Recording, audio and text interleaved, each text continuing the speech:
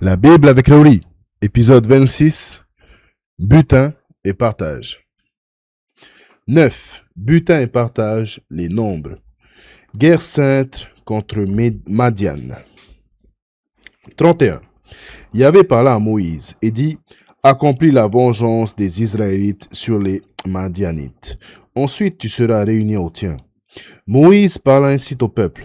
Que certains d'entre vous s'arment pour la campagne de Yahvé contre Madian, pour payer à Madian le salaire de la vengeance de Yahvé. Vous mettrez en campagne 1000 hommes pour chacune des tribus d'Israël. Les milliers d'Israël fournissent à raison d'1 millier par tribu, 12 000 hommes armés pour la campagne. Moïse les mit en campagne, 1 millier par tribu, et leur joignit Pinhas, fils d'Éléazar, le prêtre porteur des objets sacrés et des trompettes pour les acclamations. Ils firent campagne contre Madian, comme Yahvé l'avait ordonné à Moïse, et tuèrent tous les mâles. En outre, ils tuèrent les 3 Madian, Évi, Rekem, Cur, Hur et Reba, 5 rois madianites. Ils passèrent aussi au fil de l'épée Balaam, fils de Béor.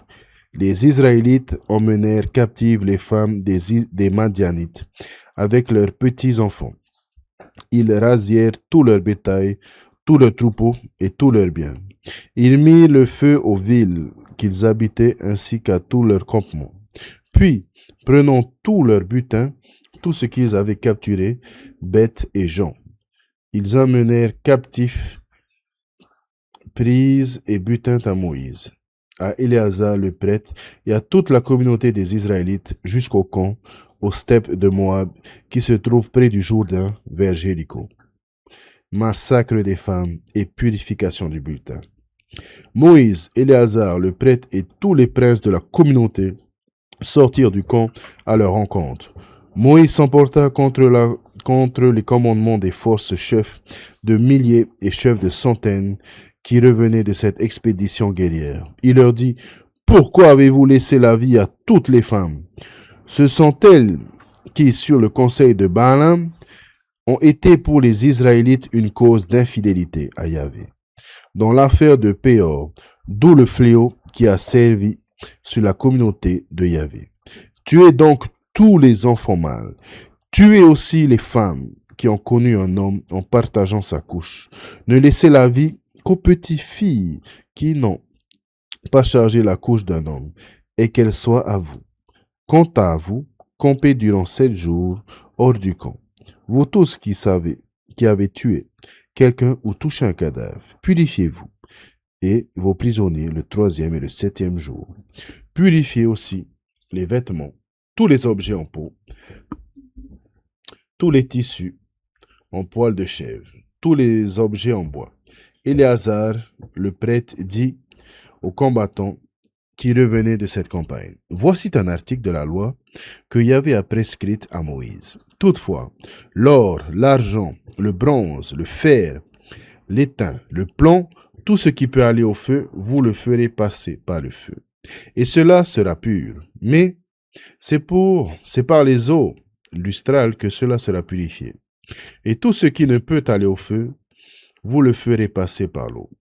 Vous laverez vos vêtements le 7e jour et vous serez purs. Vous pourrez ensuite rentrer au camp. » Partage du butin. Yahvé parla à Moïse et dit, avec Éléazar, le prêtre et les chefs de famille de la communauté, fais le compte des prises et des captifs, gens et bêtes. Puis tu partageras les prises par moitié entre les combattants qui ont fait la campagne et l'ensemble de la communauté. Comme redevance pour Yahvé, tu prélèveras sur la part des combattants qui ont fait la campagne 1 sur 500 des gens, du gros bétail, des ânes et du petit bétail. Tu prendras cela sur la moitié qui leur revient et tu le donneras à Éléazar, le prêtre, comme prélèvement pour Yahvé.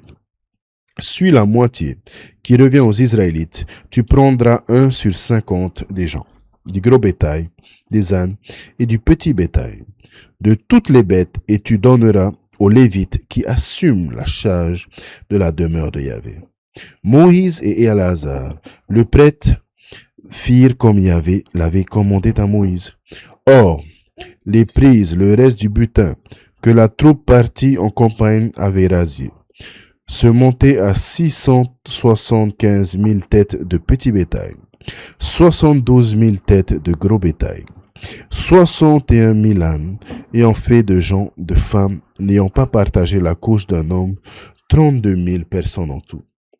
La moitié en fut assignée à ceux qui avaient fait campagne, soit 337 500 têtes de petit bétail, dont 675 en redevance pour Yahvé. 36 000 têtes de gros bétail, dont 72 en redevance pour Yahvé.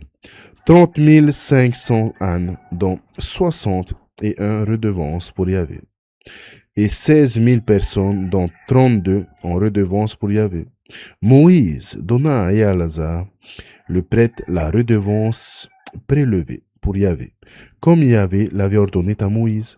Quant à la moitié qui revenait aux Israélites et que Moïse avait séparée de celle des combattants, cette moitié part de la communauté se montrait à 337 105 têtes de petit bétail, 36 000 têtes de gros bétail, 30 500 ânes et 16 000 personnes. Sur cette moitié part des Israélites, Moïse prit sur 50 des gens et des bêtes, il leur donna aux Lévites, ils assumaient la charge de la demeure de Yahvé, comme Yahvé l'avait ordonné à Moïse.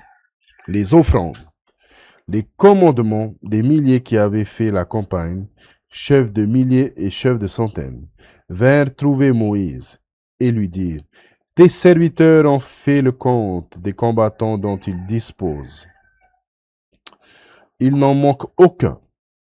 Aussi apportons-nous chacun en offrande à Yahvé ce que nous avons trouvé, en fait d'objets d'or, bracelets de bras et poignets, bagues, boucles d'oreilles, pectoraux, qui serviront pour nous d'expiation devant Yahvé.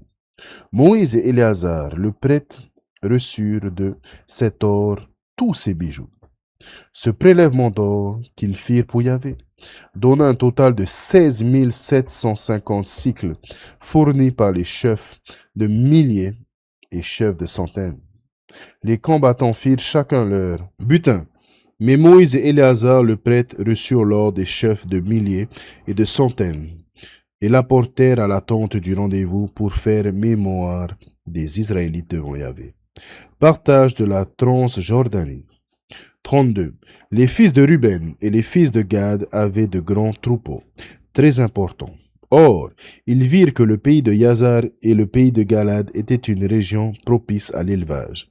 Les fils de Gad et les fils de Ruben vinrent donc trouver Moïse, Éléazar le prêtre et les princes de la communauté et leur dirent, Ataro, Dibon, Yazer, Nimra, Eshbon, Éléalé, Zébam, Nebo et Méon, ce pays que Yahvé a conquis devant la communauté d'Israël, ce pays est propice à l'élevage et tes serviteurs élèvent du bétail.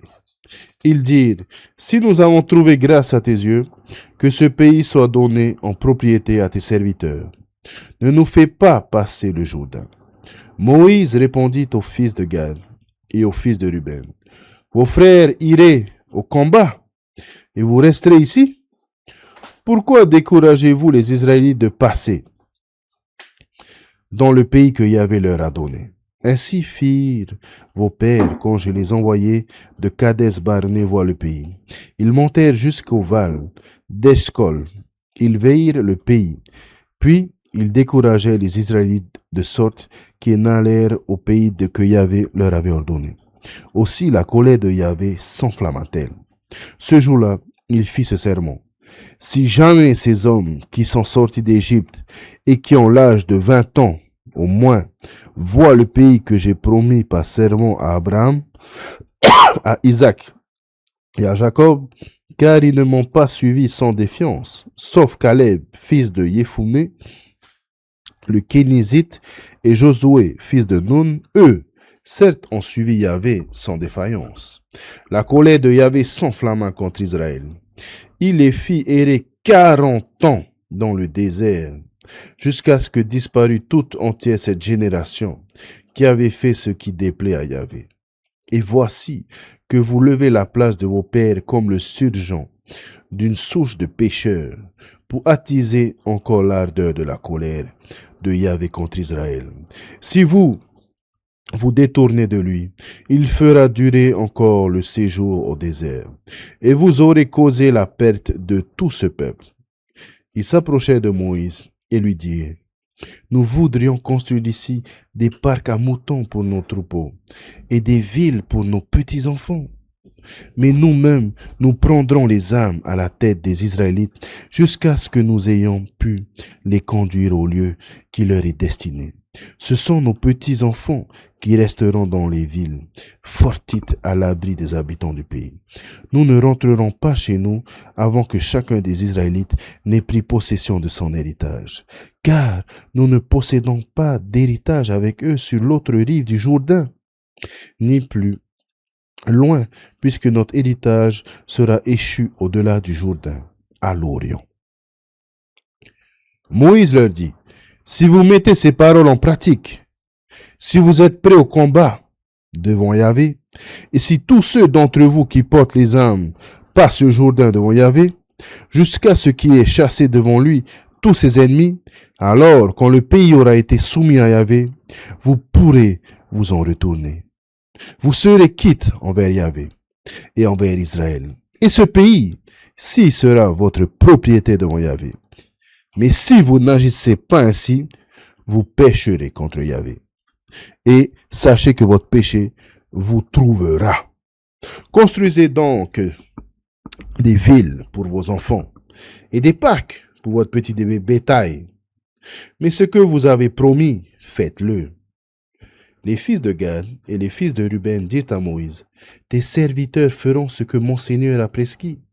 Nos enfants, nos femmes, nos troupeaux et tout notre bétail sont là, dans nos villes de Galade. Mais tes serviteurs, tous ceux qui sont armés pour la campagne, passeront devant Yahvé pour combattre, comme l'a dit mon Seigneur. Alors Moïse donna des ordres à leur sujet, à Éléazar le prêtre, à Josué fils de Nun, et aux chefs de famille des tribus d'Israël. Moïse leur dit, si les fils de Gad et les fils de Ruben, tous ceux qui portent les armes, passent avec vous le Jourdain pour combattre devant Yahvé, quand le pays vous aura été soumis, vous le donnerez en propriété le pays de Galade. Mais s'ils ne passent pas en armes avec vous, c'est au pays de Canaan qu'ils recevront au milieu de vous leur propriété. Les fils de Gad et les fils de Ruben répondirent, ce que Yahvé a dit à tes serviteurs, nous le ferons.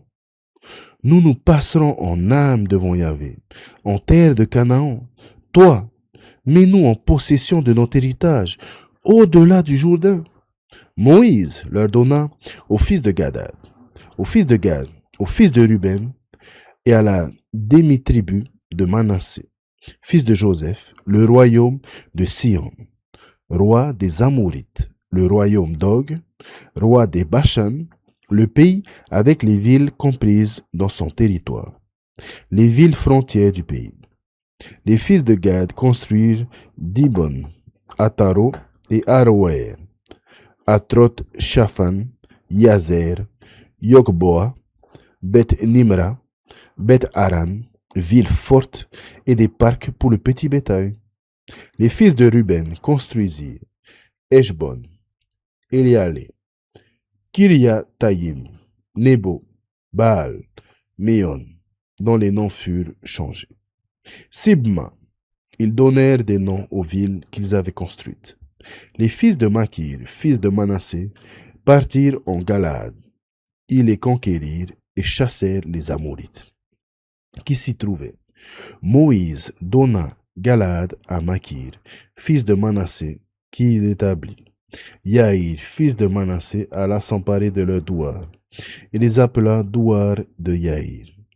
Nobad alla s'emparer de Kenat et des fils et des villes de son ressort. Il appela de son propre nom Noba. Les étapes de l'Exode. 33. Voici les étapes que parcoururent les Israélites lorsqu'ils furent sortis d'Égypte, selon leur unité, sous la conduite de Moïse et d'Aaron. Moïse consignait par écrit leur point de départ quand ils partirent sur l'ordre de Yahvé. Voici leur étape par point de départ. Ils partirent de Ramsès le premier mois. C'est le 15e jour du premier mois, lendemain de la Pâque, que les Israélites partirent la main haute aux yeux de toute l'Égypte. Les Égyptiens ensevelissaient ceux de leurs que Yahvé avait frappés, tous les premiers-nés. Yahvé avait fait justice de leur Dieu. Les Israélites partirent de Ramsès et campèrent à Sukkot. Puis, ils partirent de Sukkot et campèrent à Étam, qui est aux confins du désert. Ils partirent d'Étam. Ils revinrent sur Pi-Ahiro, qui est en face de Baal-Chédron, et campèrent devant Migdol. Ils partirent de Pi-Ahiro et gagnèrent le désert en passant à travers la mer. Et après 3 jours de marche dans le désert d'Étam, ils campèrent à Mara. Ils partirent de Mara et arrivèrent à Eliam. Il y a 12 sources d'eau et 70 palmiers. Ils campèrent là. Ils partirent d'Élim et campèrent près de la mer des Roseaux. Ils partirent de la mer des Roseaux et campèrent près dans le désert de Sin. Ils partirent du désert de Sin et campèrent à Dokpa. Ils partirent de Dokpa et campèrent à Alouche. Ils partirent d'Alouche et campèrent à Réphidim. Le peuple n'y trouva point d'eau à boire. Ils partirent de Réphidim, ils campèrent dans le désert du Sinaï. Ils partirent du désert du Sinaï et campèrent à Kibro-Hatava. Ils partirent de Kibro-Hatava et campèrent à Asséroth. Ils partirent de Asséroth et campèrent à Rithma. Ils partirent de Rithma et campèrent à Rimon-Pérec. Ils partirent de Rimon-Pérec et campèrent à Libna. Ils partirent de Libna et campèrent à Rissa. Ils partirent de Rissa et campèrent à Kehelata. Ils partirent de Kehelata et campèrent au mont Shépher. Ils partirent du mont Shépher et campèrent à Arada. Ils partirent de Arada et campèrent à Mekléo. Ils partirent de Makléo et campèrent à Taha. Ils partirent de Taha et campèrent à Téra. Ils partirent de Téra et campèrent à Mitka. Ils partirent de Mitka et campèrent à Hashmona. Ils partirent de Hashmona et campèrent à Mosero. Ils partirent de Mosero et campèrent à Bénéyakan. Ils partirent de Bénéyakan et campèrent à Orgidad. Ils partirent de Orgidad et campèrent à Yotbata. Ils partirent de Yotbata et campèrent à Brona. Ils partirent de Abrona et campèrent à Ixion-Géber. Ils partirent de Ixion-Géber et campèrent dans le désert de Sin et Kadès. Ils partirent de Kadès et campèrent à Or la montagne, aux confins du pays d'Édom. Aaron, le prêtre, monta à Or la montagne sur ordre de Yahvé. Et c'est là qu'il mourut, dans la 40e année de l'exode des Israélites. Hors du pays d'Égypte, au 5e mois, le premier du mois, Aaron avait 123 ans. Lorsqu'il mourut à Or la montagne, le roi Dara, un Cananéen qui habitait le Negev au pays de Canaan, fut informé lors de l'arrivée des Israélites. Ils partirent de Or la montagne et campèrent à Calmona. Ils partirent de Calmona et campèrent à Punon. Ils partirent de Punon et campèrent à Obo. Ils partirent de Oba et campèrent sur le 3e des Moab, à Yévé partir. Ils partirent de Yimin et campèrent à Dibon-Gad. Ils partirent de Dibon-Gad et campèrent à Almon-Diblatayim. Ils partirent de Almon-Diblatayim et campèrent au mont Abarim, en face de Nedbo. Ils partirent des monts d'Abarim et campèrent aux steppes de Moab, près du Jourdain, vers Jéricho. Ils campèrent près du Jourdain, entre Béad, Yeshimo et Abel-Shittim, dans les steppes de Moab. Partage de Canaan, l'ordre de Dieu. Yahvé parla à Moïse dans les steppes de Moab, près du Jourdain, vers Jéricho. Il dit, Parle aux Israélites. Tu leur diras, quand vous aurez passé le Jourdain vers le pays de Canaan, vous chasserez devant vous tous les habitants du pays. Vous détruirez leur image peinte, vous détruirez tous leurs statues de métal fondu et vous saccagerez tous leurs hauts murs. Vous posséderez ce pays et vous y demeurerez car je vous ai donné ce pays pour domaine. Vous le partagerez au sort dans vos clans. À celui qui est nombreux, vous ferez une grande part d'héritage. Celui qui est moins nombreux, vous ferez une plus petite par héritage. Là, il sort, tombera chacun, là sera son domaine. Vous ferez le partage de vos tribus, mais si vous ne chassez pas devant vous les habitants du pays, ceux d'entre eux que vous aurez laissés deviendront des épines dans vos yeux et les chardons dans vos flancs. Et si ils vous presseront dans le pays que vous habiterez, et je vous traiterai comme j'avais pensé les traiter. Frontière de Canaan, 34. Yahvé parla à Moïse et dit, ordonne ceci aux Israélites. Tu leur diras, quand vous entrerez dans le pays de Canaan, voici le pays qui deviendra votre héritage. C'est le pays de Canaan, selon ses frontières. La région méridionale de votre domaine s'étendra à partir du désert de Quin, qui confine à Édom. Votre frontière méridionale commencera du côté de l'Orient, à l'extrémité de la mer Salée. Puis, elle obliquera au sud vers la montée des Scorpions, passera par Quin et aboutira au midi de Kades Barné. Puis, elle ira vers Assar Adar et passera par Asmon. Dakmon. La frontière obliquera ensuite vers le torrent d'Égypte et aboutira à la mer. Vous aurez pour frontière maritime la Grande Mer. Cette limite vous servira de frontière à l'Occident. Et voici votre frontière septentrionale. Vous tracerez la ligne depuis la Grande Mer jusqu'à Hors-la-Montagne. Puis, de Hors-la-Montagne, vous tracerez une ligne jusqu'à l'entrée de Haman. Et la frontière aboutira à Sédad. Elle ira vers Siphon et aboutira à Aser Enan. Telle sera votre frontière septentrionale. Puis, vous tracerez votre frontière orientale de Aser Enan à Shéphan. La frontière descendra de Shéphan vers Arbel à l'orient de Haïn. Descendant encore qu'elle touchera la rive orientale de la mer de Kinéet, la frontière suivra alors le Jourdain pour accomplir à la mer Salée. Tel sera votre pays avec les frontières qui en font le tour. Moïse ordonna alors ceci aux Israélites.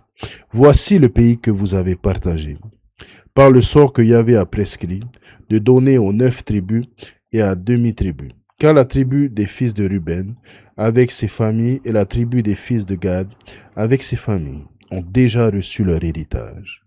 La tribu de Manassé a aussi reçu son héritage.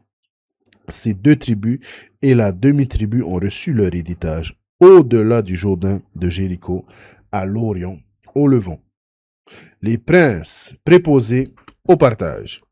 Yahvé parla à Moïse et dit, voici les noms des hommes qui vous partageront le pays. Éléazar, le prêtre, et Josué, fils de Nun.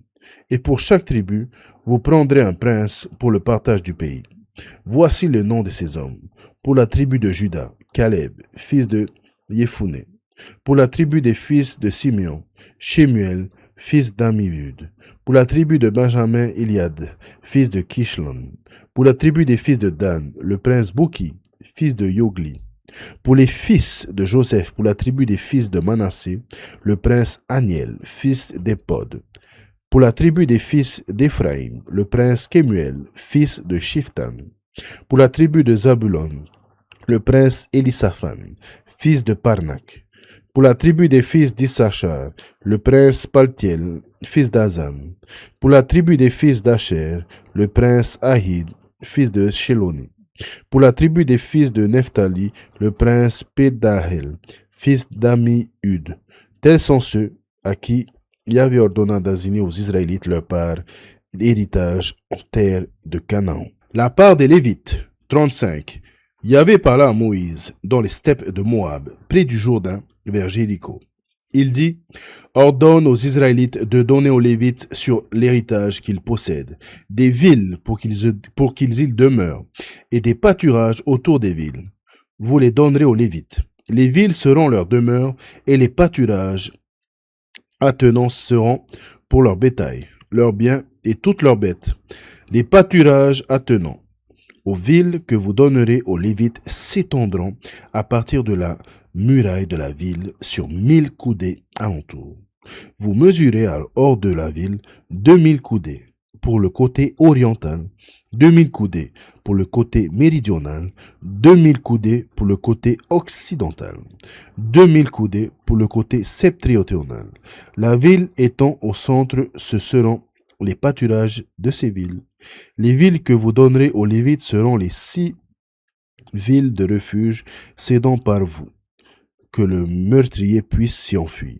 Mais vous donnerez en plus 42 villes. Vous donnerez en tout aux Lévites 48 villes, les villes avec leur pâturage. Ces villes que vous donnerez sur la possession des Israélites, vous les prendrez en plus grand nombre à celui qui a beaucoup, en plus du petit nombre à celui qui a peu. Chacun donnera de ces villes aux Lévites en proposition à l'héritage qu'il aura reçu. Les villes de refuge.